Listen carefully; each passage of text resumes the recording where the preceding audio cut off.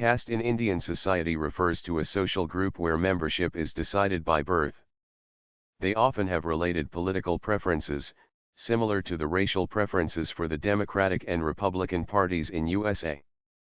For political/government purposes, the castes among the Hindus are broadly divided into forward castes, other backward classes, OBC, about 41% of population, scheduled castes, about 20% of population, scheduled tribes, about 9% of population, the Indian Muslims, 13.4%, and Christians, 2.3%, often function as castes since they too marry among themselves.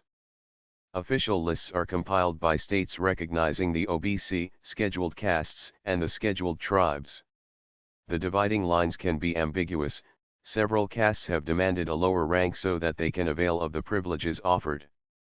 The term upper castes often includes forward castes and the OBCs, when news reports refer to the scheduled castes in relation to the two upper groups. It was institutionalized into government organizations by British colonizers. The removal of the boundaries between civil society and political society meant that caste now played a huge role in the political arena and also influenced other government-run institutions such as police and the judicial system. Though caste seemed to dictate one's access to such institutions, the location of that caste also played a pivotal role. If a lower caste were concentrated enough in one area, it could then translate that pocket of concentration of its caste members into political power and then challenge the hegemony of locally dominant upper caste. Gender also plays a significant role in the power dynamic of caste in politics. Women's representation within the political system seems to also be tied to their caste. Lower, more conservative castes have less female participation in politics than upper, more socially liberal, castes. This has caused a disproportionately large number of upper caste women to occupy political office when compared to their lower caste counterparts. The hierarchy of caste and its role in politics and access to power and resources has created a society of patron-client relationships along caste lines. This staunchly rigid structure was most prevalent during the Congress-dominating period.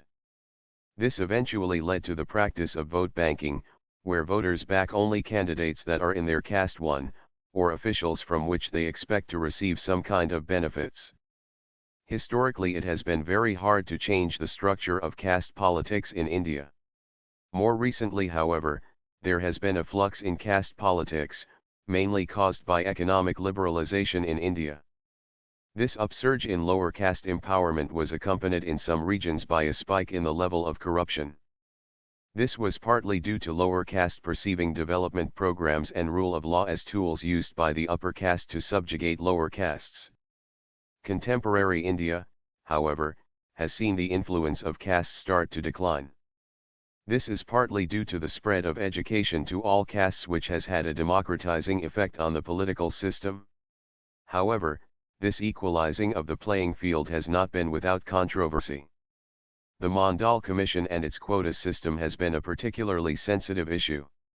It has been argued by Professor Dipankar Gupta that the role of castes in Indian elections have been overplayed.